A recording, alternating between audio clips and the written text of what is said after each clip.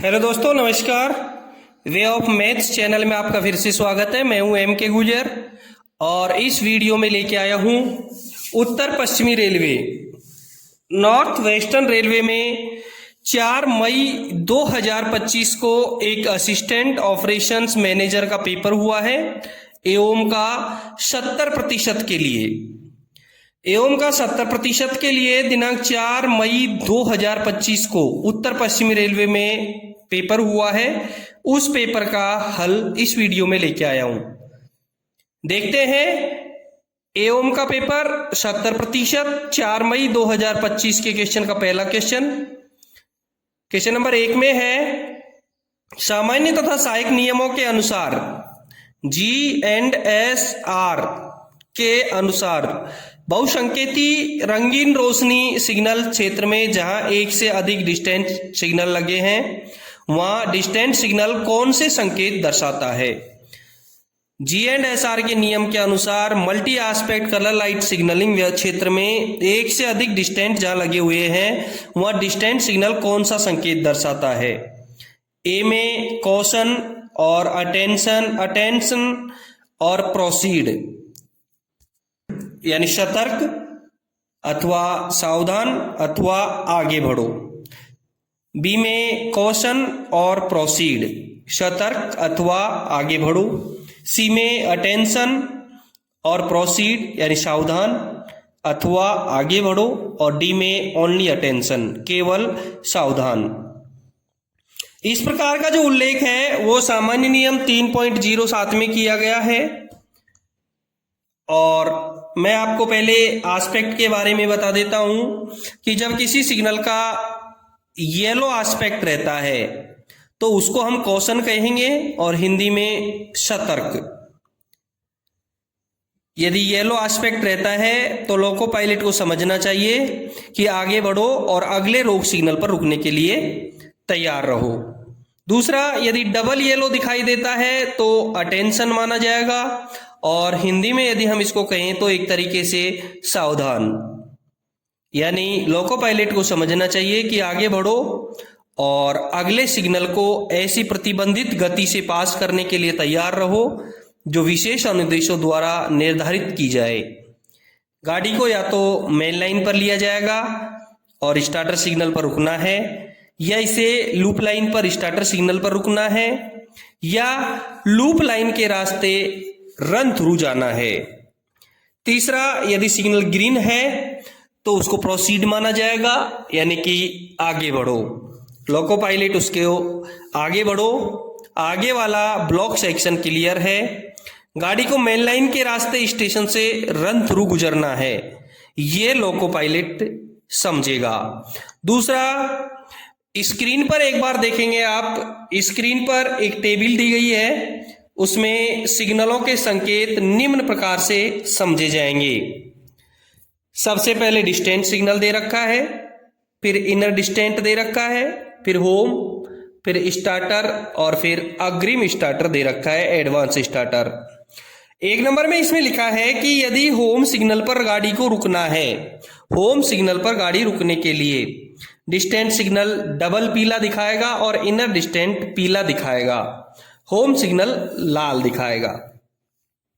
यदि गाड़ी home signal पर रुकेगी तो डिस्टेंट डबल पीला, इनर डिस्टेंट पीला और होम सिग्नल लाल संकेत दिखाएगा। नंबर 2 में इसमें लिखा है कि लूप लाइन स्टार्टर पर रुकने या वाया लूप पास करने के लिए या तो लूप लाइन के स्टार्टर पर गाड़ी रुकेगी या वाया लूप गाड़ी पास करेगी तो डिस्टेंट सिग्नल डबल पीला दिखाएगा और इनर डिस्टेंट भी डबल पीला दिखाएगा और होम सिग्नल रूट इंडिकेटर के साथ एक पीला संकेत दिखाएगा। जब गाड़ी लूप लाइन स्टार्टर पर रुकेगी या लूप लाइन स्टार्टर से लूप लाइन से पास करेगी तो डिस्टेंट सिग्नल और इनर डिस्टेंट सिग्नल डबल पीला दिखाएंगे और होम सिग्नल रूट इंडिकेटर के साथ एक पीला संकेत दिखाएगा। तीसरे नंबर पर मुख्य लाइन स्टार्टर पर यदि गाड़ी रुकनी है, मुख्य लाइन के स्टार्टर मेन लाइन स्टार्टर पर गाड़ी रुकनी है तो डिस्टेंट सिग्नल हरा संकेत दिखाएगा, इनर डिस्टेंट सिग्नल डबल पीला दिखाएगा। इनर डिस्टेंट डबल पीला और होम सिग्नल पीला दिखाएगा और स्टार्टर सिग्नल लाल दिखाएगा। जब गाड़ी को मेन लाइन स्टार्टर पर रुकना है, डिस्टेंट हरा, inner distant double yellow, home signal yellow और स्टार्टर सिग्नल रेड एस्पेक्ट दिखाएगा। लाइन नंबर 4 में लिखा है कि जब मेन लाइन पर रन थ्रू जाते समय डिस्टेंट, इनर डिस्टेंट, होम और स्टार्टर सारे के सारे सिग्नल ग्रीन सिग्नल दिखाएंगे यदि मेन लाइन से उसको थ्रू जाना है तो। ये सारे संकेतों सिग्नलों के संकेत हैं। अब हमारा क्वेश्चन पे देखेंगे।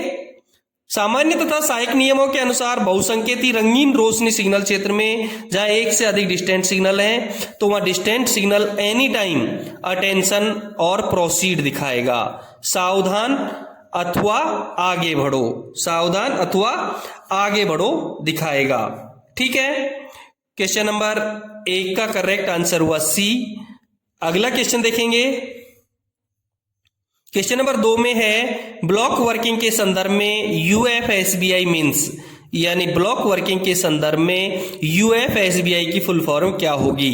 ए में unique fail safe block instrument, B में universal fail safe block identity और सी में universal fail safe block interface और डी में दे रखा है unique fail safe block identity.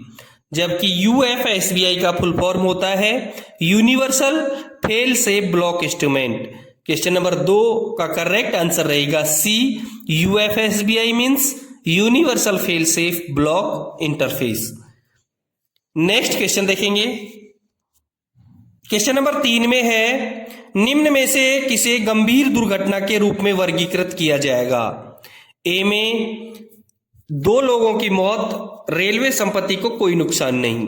B में कोई हताहत नहीं हुआ और रेलवे की 3 करोड़ की संपत्ति का नुकसान हुआ है।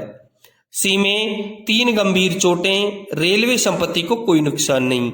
ये स्थिति है, इसमें देखना है गंभीर दुर्घटना के रूप में किसे माना जाएगा। दोस्तों, किसी यात्री गाड़ी की दुर्घटना गंभीर दुर्घटना किसे माना जाएगा, मैं आपको एक बार नियमानुसार बता देता हूं।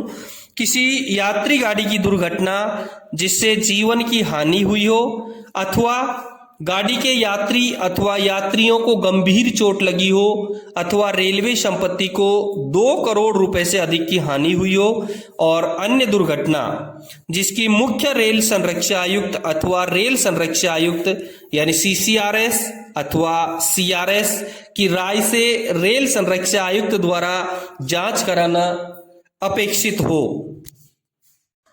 गंभीर दुर्घटना मानी जाएगी। अब इसमें पहले में है 2 लोगों की मौत, बिल्कुल किसी की मृत्यु हो गई है तो इसको गंभीर दुर्घटना मानी जाएगी। बी में कोई हताहत नहीं हुआ लेकिन रेलवे की 3 करोड़ की संपत्ति का नुकसान हुआ है, जबकि 2 करोड़ से अधिक की संपत्ति का नुकसान है तो माना जाएगा, तो ये भी गंभीर दुर्घटना मानी जाएगी। सी में 3 गंभीर चोटें, तो यदि गंभीर चोट लगी है तो भी उसको गंभीर दुर्घटना मानी जाएगी। इसलिए क्वेश्चन नंबर 3 का करेक्ट आंसर रहेगा डी, उपरोक्त सभी। ठीक है, नेक्स्ट क्वेश्चन देखेंगे। क्वेश्चन नंबर 4 में है रेलवे अधिनियम 1989 की कौन सी धारा रिपोर्ट योग्य दुर्घटनाओं से संबंधित है। ए में धारा 110, बी में धारा 115, सी में धारा 113 दे रखा है और डी में धारा 120 दे रखा है। दोस्तों, ए में धारा 110 दे रखा है जो साक्ष्य का भार से संबंधित है। बी में धारा 115 दे रखी है जो रेलवे प्रशासन द्वारा जांच से संबंधित है।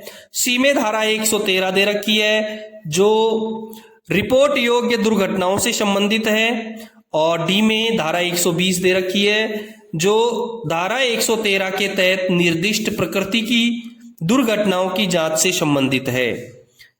क्वेश्चन नंबर 4 का करेक्ट आंसर हुआ बी, सी, रेलवे अधिनियम 1989 की कौन सी धारा यानी धारा 113 रिपोर्ट योग्य दुर्घटनाओं से संबंधित है। ठीक है, नेक्स्ट क्वेश्चन देखेंगे। क्वेश्चन नंबर 5 में है किसी गंभीर यात्री रेल दुर्घटना की स्थिति में केंद्रीय नियंत्रण सबसे पहले किसे सूचित करेगा। कोई गंभीर यात्री रेल दुर्घटना हुई है तो सेंट्रल कंट्रोल सबसे पहले किसे सूचित करेगा। ए में principal chief safety officer, B में यानी पीसीएसओ, बी में प्रिंसिपल चीफ मेडिकल डायरेक्टर यानी पीसीएमडी, सी में सेक्रेटरी टू जनरल मैनेजर यानी सेक्रेटरी टू जीएम, और डी में प्रिंसिपल चीफ ऑपरेशंस मैनेजर यानी पीसीओएम।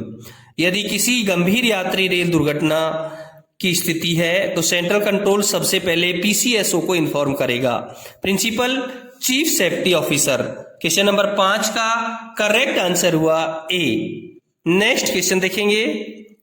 क्वेश्चन नंबर 6 में है स्टेशनों पोर्टरों की उपलब्धता, सहायताशीलता और अच्छे आचरण के लिए कौन जिम्मेदार है?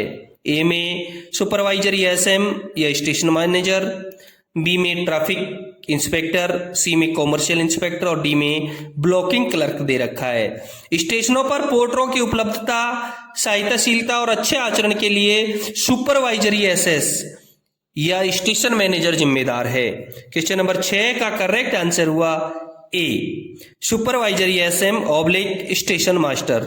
नेक्स्ट क्वेश्चन देखेंगे। क्वेश्चन नंबर 7 में है power plan indicated. Power plan indicated A में है खंडवार माल ढुलाई सेवाओं के लिए आवश्यक लोगों का अधिकतम संख्या, बी में है खंडवार माल ढुलाई सेवाओं के लिए आवश्यक लोगों की न्यूनतम संख्या, और सी में है अधिकतम लदान अवधि में माल सेवाओं के लिए आवश्यक लोगों की संख्या, डी में माल ढुलाई सेवाओं के लिए खंडवार आवश्यक लोगों की दैनिक औसत संख्या। पावर प्लान किसे इंडिकेट करता है, क्या क्या जरूरी है? डी में माल ढुलाई सेवाओं के लिए खंडवार आवश्यक लोगों की दैनिक औसत संख्या। क्वेश्चन नंबर 7 का करेक्ट आंसर रहेगा डी। नेक्स्ट क्वेश्चन देखेंगे।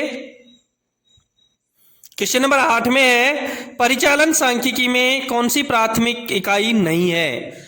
परिचालन सांख्यिकी में कौन सी प्राथमिक इकाई नहीं है? ए में ड्यूरेशन यानी कि अवधि, बी में डिस्टेंस यानी कि दूरी, सी में क्वांटिटी यानी मात्रा और डी में कम्युनिटी यानी कि किस्म या माल जो भी है।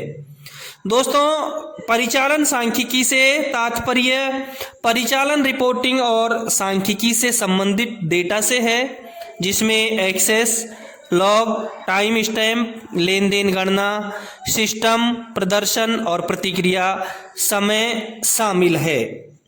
परिचालन सांख्यिकी में प्राथमिक इकाई अवधि ड्यूरेशन प्राथमिक इकाई है, डिस्टेंस यानी दूरी प्राथमिक इकाई है, और क्वांटिटी यानी मात्रा ये प्राथमिक इकाई है।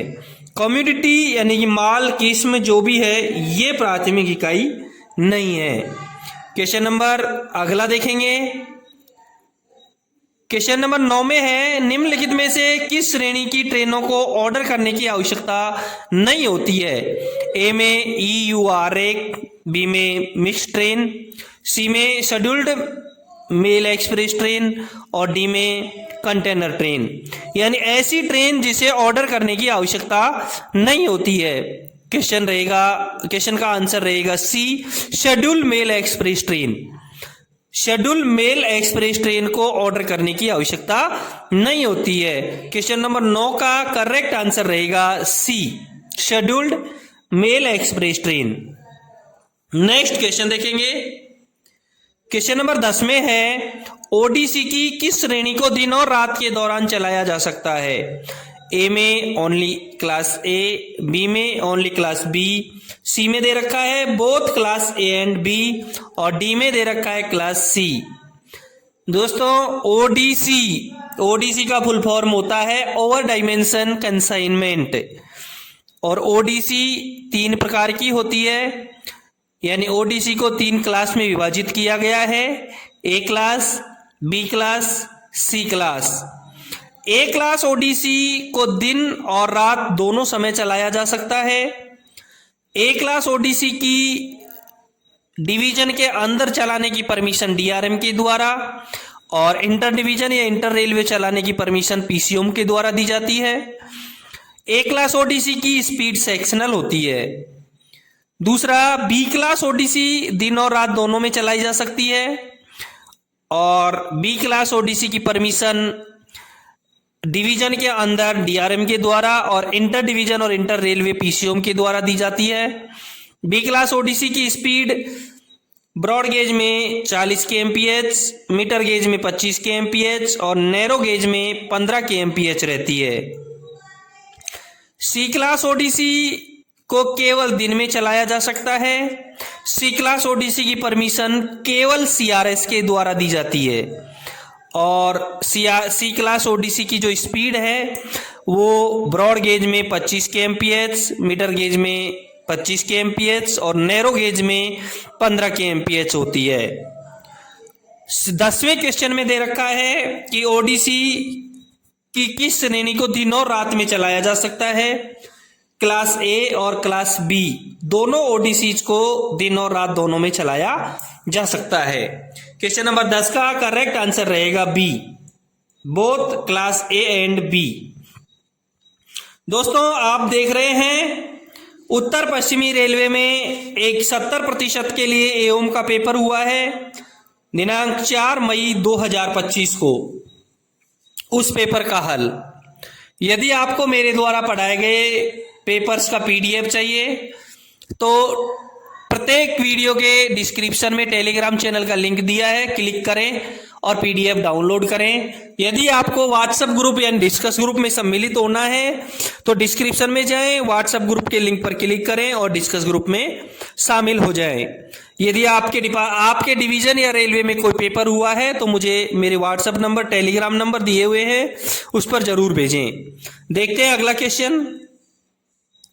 क्वेश्चन नंबर 14 में है रेलवे अधिनियम 1989 की किस धारा के तहत रेलवे बोर्ड को उस मार्ग पर माल भाड़ा वसूलने का अधिकार दिया गया है जो लोडिंग बिंदु और गंतव्य के बीच सबसे छोटा मार्ग न हो।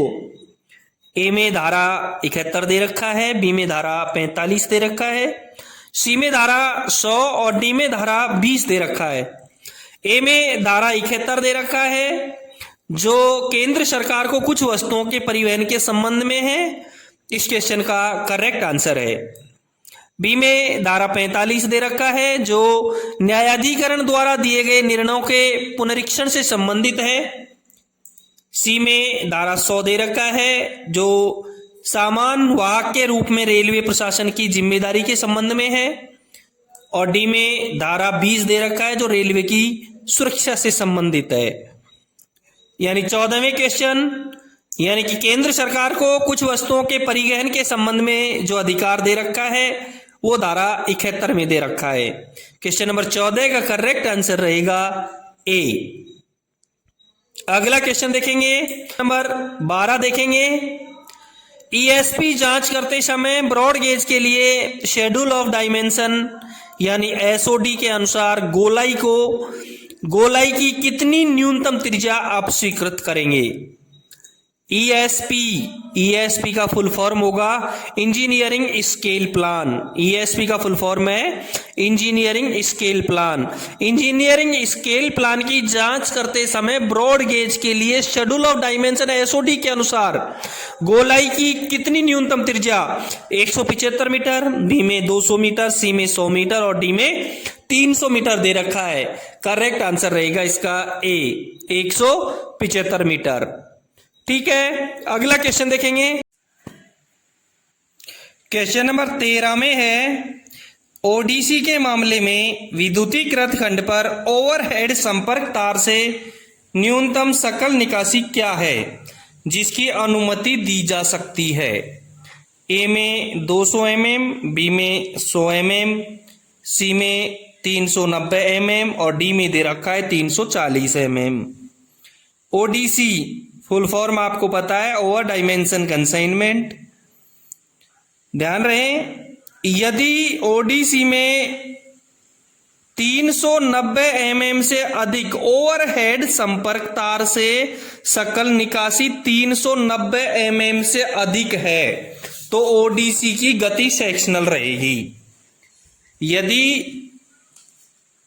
ओवरहेड तार में, संपर्क तार में और न्यूनतम सकल निकासी 390 mm से अधिक है तो सेक्शनल स्पीड रहेगी 390 और 340 390 और 340 के बीच में है तो ओडीसी की स्पीड 15 किलोमीटर प्रति घंटे रहेगी। 340 से और 100 mm के बीच में है तो ओडीसी की स्पीड रहेगी 15 kmph और स्विच ऑफ OHE का पावर ऑफ रहेगा। 100 mm से यदि कम है तो ओडीसी प्रतिबंधित रहेगी, अलाउ नहीं रहेगी।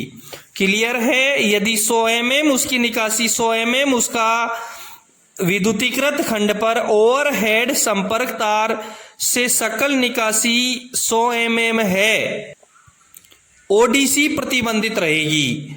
इसलिए करेक्ट आंसर रहेगा इसका 100 mm बी। 13 नंबर के क्वेश्चन का करेक्ट आंसर रहेगा बी। नेक्स्ट क्वेश्चन देखेंगे। क्वेश्चन नंबर 14 में है, एक कंसाइनमेंट में न्यूनतम स्थिर संरचना प्रोफाइल से 7 इंच यानी 17.78 सेंटीमीटर की सकल निकासी है, ग्रॉस क्लियरेंस, तो इसका ओडीसी क्लास क्या है? ए में दे रखा है बी क्लास, बी में ए क्लास, सी में सी क्लास। ध्यान रहे, ग्रॉस क्लियरेंस, यदि ओडीसी का ग्रॉस क्लियरेंस 9 इंच या इससे अधिक है, यदि ओडीसी का ग्रॉस क्लियरेंस 9 इंच या उससे अधिक है तो वो ए क्लास ओडीसी होती है। 9 इंच से कम और 6 इंच या उससे अधिक होता है तो बी क्लास ओडीसी होती है, और 6 इंच से कम लेकिन 4 इंच से कम नहीं, वो सी क्लास ओडीसी होती है। और 4 इंच से कम यदि क्लियरेंस होता है तो अलाउ नहीं किया जाता है।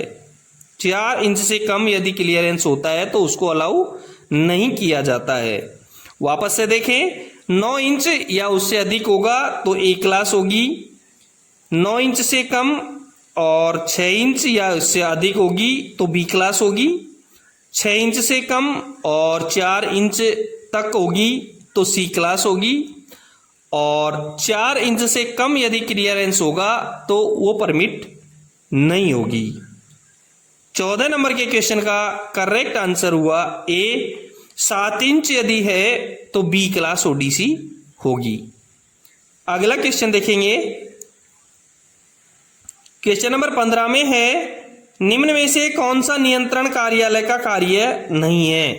कंट्रोल रूम का कार्य नहीं है। ए में माल ढुलाई इंटरचेंज की निगरानी, बी में ओवर आवर्स कर्मी दल के लिए राहत की व्यवस्था करना, सी में है वैगनों की आपूर्ति की व्यवस्था करना, और डी में विलंब शुल्क की छूट।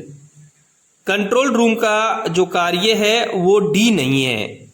माल ढुलाई इंटरचेंज की निगरानी, ओवर आवर्स कर्मी दल के लिए राहत की व्यवस्था, वैगनों की आपूर्ति की व्यवस्था, ये सब कंट्रोल कार्यालय के काम हैं। बाकी विलंब शुल्क में छूट देना ये कंट्रोल का कार्य नहीं है। 15 नंबर के क्वेश्चन का करेक्ट आंसर रहेगा डी। नेक्स्ट क्वेश्चन देखेंगे। क्वेश्चन नंबर 16 में है, आपदा प्रबंधन योजना के अनुसार सीबीआरएन क्या है? सीबीआरएन का फुल फॉर्म क्या है?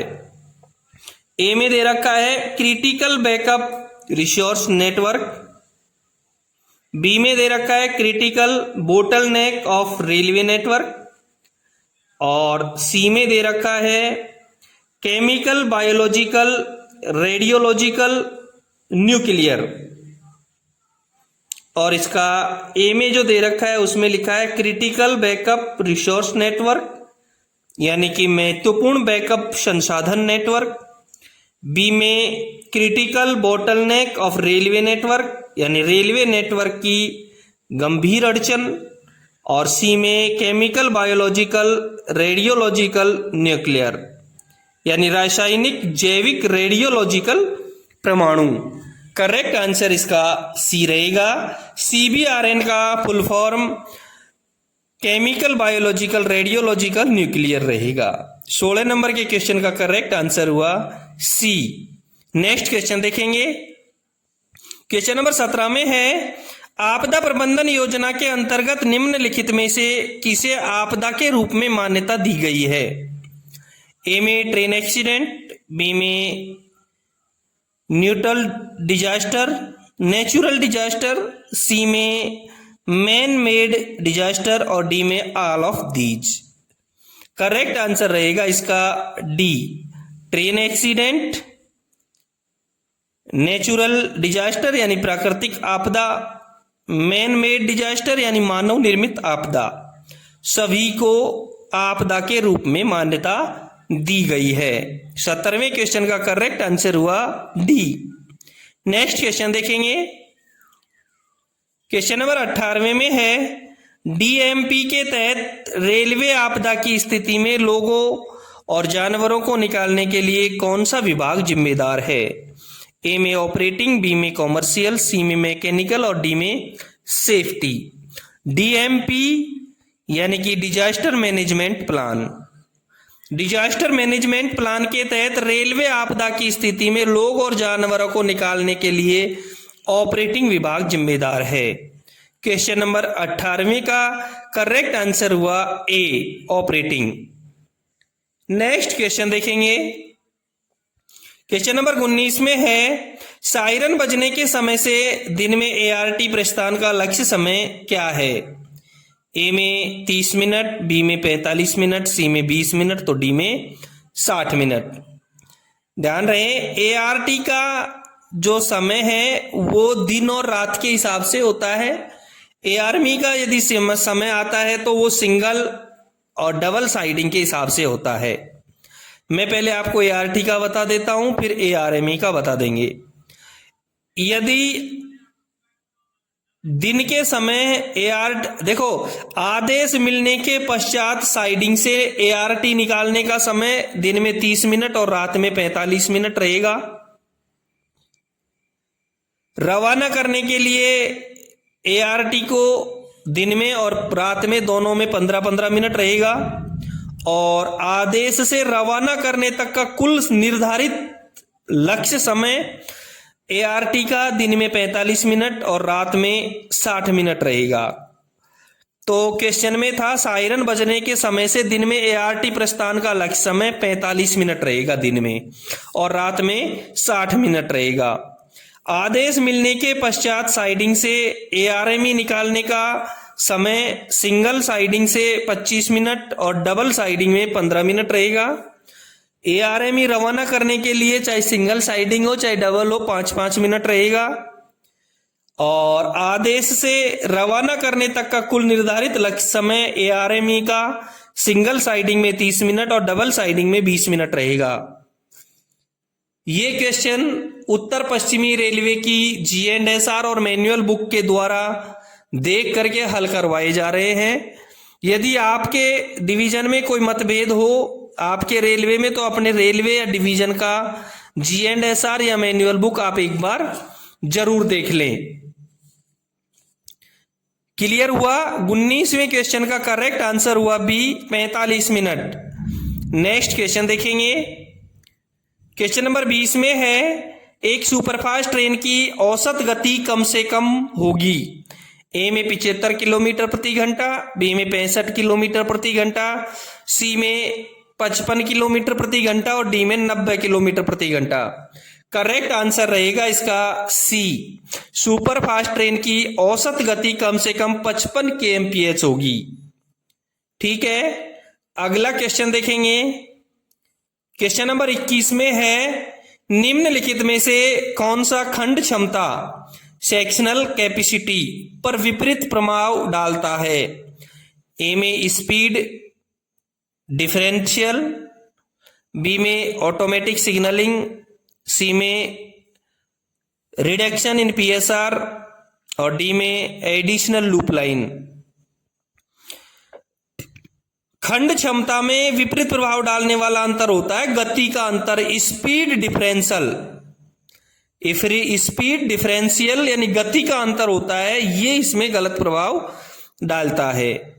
इसलिए क्वेश्चन नंबर 21 का करेक्ट आंसर होगा ए, स्पीड डिफरेंशियल। दोस्तों आप देख रहे हैं उत्तर पश्चिमी रेलवे में दिनांक 4 मई 2025 को एक एओम का 70% के लिए डिपार्टमेंटली पेपर हुआ था, उस पेपर का हल। यदि आपको मेरे द्वारा पढ़ाए गए पेपर्स का पीडीएफ चाहिए तो डिस्क्रिप्शन में जाएं, टेलीग्राम चैनल के लिंक को क्लिक करें और पीडीएफ डाउनलोड करें। यदि आपको डिस्कस ग्रुप में सम्मिलित होना है तो डिस्क्रिप्शन में जाएं, व्हाट्सएप ग्रुप पर क्लिक करें, व्हाट्सएप ग्रुप के लिंक पर क्लिक करें और ग्रुप में शामिल हो जाएं। नेक्स्ट क्वेश्चन देखेंगे।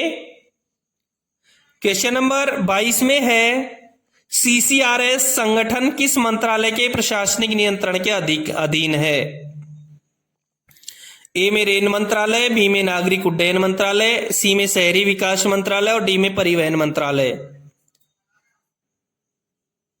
भारतीय रेलवे में 9 सीआरएस हैं जो सीसीआरएस के प्रशासनिक नियंत्रण में काम करते हैं।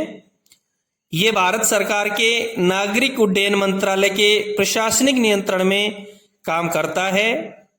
एनडब्ल्यूआर वेस्टर्न सर्किल के सीआरएस के अंडर में आता है और जिसका मुख्यालय मुंबई में है। CRS means commissioner of railway safety और CCRS chief commissioner of railway safety. 22 number के क्वेश्चन का करेक्ट आंसर हुआ बी, नागरिक उड्डयन मंत्रालय। अगला क्वेश्चन देखेंगे। क्वेश्चन नंबर 33 में है नया वेब्रिज खरीदने हेतु नोडल विभाग कौन सा है? ए में यांत्रिक, बी में परिचालन, सी में वाणिज्य और डी में सिविल इंजीनियरिंग। यांत्रिक विभाग के द्वारा नए वेइंग ब्रिज खरीदे जाते हैं, यानी कि नया वे ब्रिज खरीदने के लिए यांत्रिक विभाग को नोडल विभाग बनाया गया है। 23 नंबर के क्वेश्चन का करेक्ट आंसर होगा ए, यांत्रिक। अगला क्वेश्चन देखेंगे। क्वेश्चन नंबर 24 में है जब संपार फाटक बंद और लॉक हो जाता है तो एसएम के नियंत्रण पैनल पर प्रदान किया गया गेट नियंत्रण कौन से संकेत प्रदर्शित करता है? ए में स्थिर पीला, बी में स्थिर हरा, सी में स्थिर लाल और डी में फ्लैशिंग पीला। जब संपार फाटक बंद हो जाता है और लॉक हो जाता है तो स्थिर पीला इंडिकेशन पैनल पर आता है, और जब संपार फाटक खुला होता है तो पैनल पर कुछ भी इंडिकेशन नहीं आता है। और फ्लैशिंग पीला जब गेट की चाबी आ जाती है लेकिन लॉक नहीं होता है, फाटक बंद हो जाता है लेकिन पैनल से लॉक नहीं होता है तो फ्लैशिंग पीला इंडिकेशन आता है। गेट खुला होगा तो कुछ भी इंडिकेशन नहीं आएगा, गेट बंद होगा लेकिन लॉक नहीं होगा तो फ्लैशिंग पीला आएगा, और गेट बंद होगा और लॉक हो जाएगा तो स्थिर पीला इंडिकेशन आएगा। क्वेश्चन नंबर 24 का करेक्ट आंसर रहेगा ए, स्थिर पीला। नेक्स्ट क्वेश्चन देखेंगे।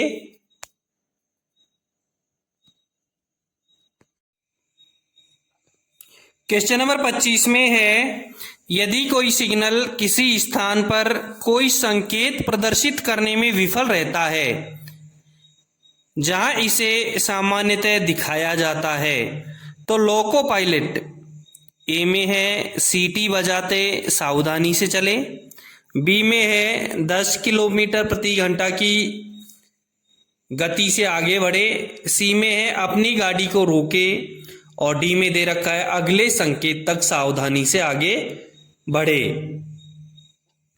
यदि कोई सिग्नल किसी स्थान पर कोई संकेत प्रदर्शित करने में विफल रहता है जहां इसे सामान्यतः दिखाया जाता है तो लोको पायलट अपनी गाड़ी को रोकेगा, क्योंकि वो जिस संकेत को दिखाने में असफल है, कोई संकेत नहीं दिखा रहा है, तो वहां लोको पायलट अपनी गाड़ी को रोकेगा।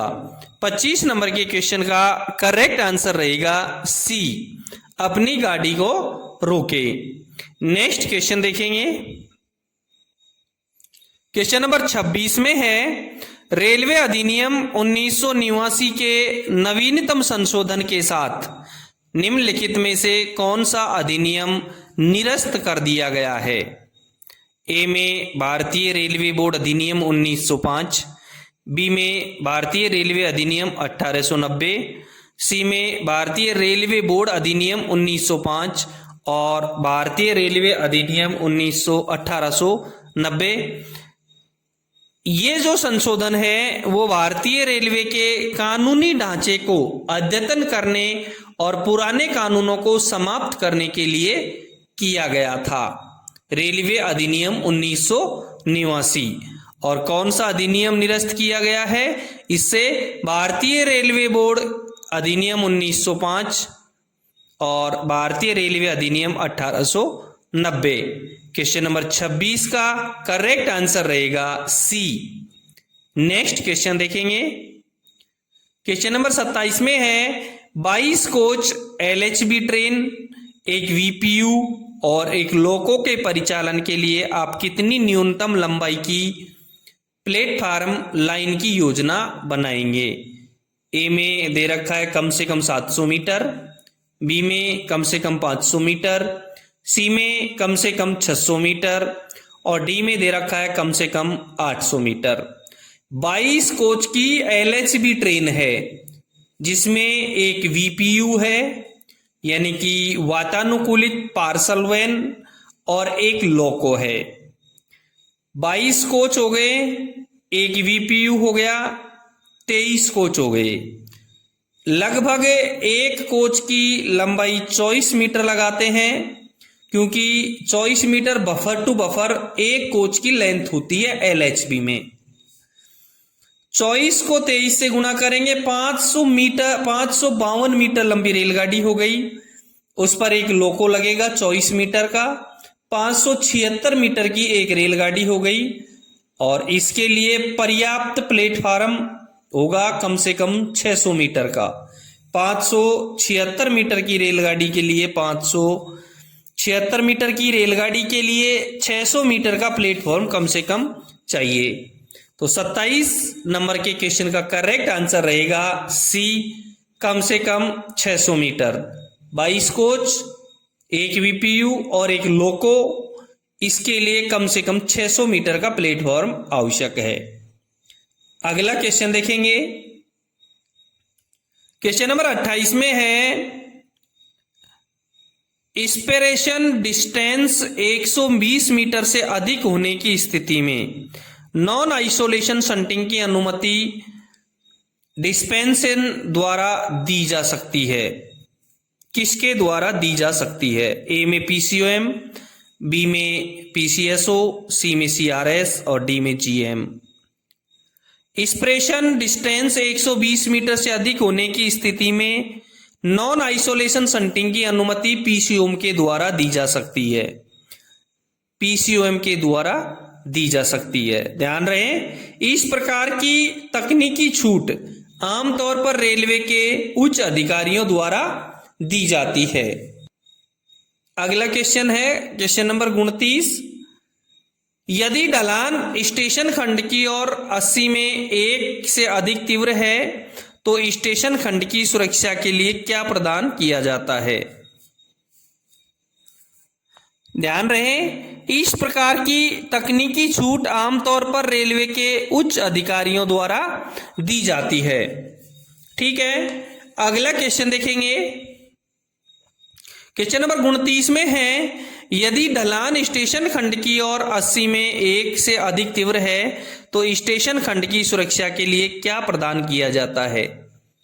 ए में ट्रैप पॉइंट, बी में कैच साइडिंग, सी में स्लिप साइडिंग और डी में शंटिंग नेक है।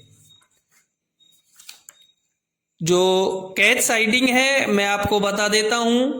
कैच साइडिंग उन स्टेशनों पर बनाई जाती है जहां ब्लॉक सेक्शन में एक स्टेशन से दूसरे स्टेशन की ओर लगातार एक तरफ अत्यधिक खड़ी चढ़ाई हो और ऐसी चढ़ाई वाले सेक्शन में जाते समय कोई गाड़ी यदि विभाजित हो जाए तो उसका पिछला भाग पीछे की ओर लुढ़क कर दुर्घटनाग्रस्त हो सकता है। ऐसे भाग को रोकने के लिए कैच साइडिंग बनाई जाती है। ये स्टेशन सेक्शन का बचाव करती है। दूसरा, स्लिप साइडिंग। स्लिप साइडिंग उन स्टेशनों पर बनाई जाती है जहां स्टेशन ऊंचाई पर बना हो और ब्लॉक सेक्शन की ओर अत्यधिक ढलान हो, जिसके कारण स्टेशन पर रखे हुए किसी भी वाहन के ब्लॉक सेक्शन की ओर रोल होकर जाने की संभावना रहती है। ये ब्लॉक सेक्शन का बचाव करती है। Slip siding, slip siding block section का बचाव करती है, तो कैच साइडिंग स्टेशन सेक्शन का बचाव करती है। तो क्वेश्चन नंबर 29 का करेक्ट आंसर रहेगा B, catch siding. Next question देखेंगे। क्वेश्चन नंबर 30 में है, ट्रैक सर्किट को विद्युतीय और भौतिक रूप से कैसे विभाजित किया जाता है? ए में बाई एसईजे, बी में दे रखा है बाई ट्रांसवर्स बॉन्ड्स, सी में बाई ग्लिड जॉइंट। एसईजे फुल फॉर्म होता है स्विच एक्सपेंशन जॉइंट, यानी ट्रैक सर्किट को विद्युतीय और भौतिक रूप से अलग कौन करता है? ग्लिड जॉइंट, इसका आंसर रहेगा ग्लिड जॉइंट। क्वेश्चन नंबर 30 का करेक्ट आंसर रहेगा सी, ग्लिड जॉइंट। दोस्तों, ये था उत्तर पश्चिमी रेलवे का 4 मई 2025 का एक एओम का 70% के लिए पेपर हुआ था। उस पेपर का पहला भाग, जिसमें क्वेश्चन नंबर 1 से लेकर के 30 तक हल करवा दिए हैं। आपने चैनल को सब्सक्राइब नहीं किया है तो एक बार चैनल को जरूर सब्सक्राइब करें, और फिर मिलते हैं अगले भाग में क्वेश्चन नंबर 31 के साथ में। धन्यवाद।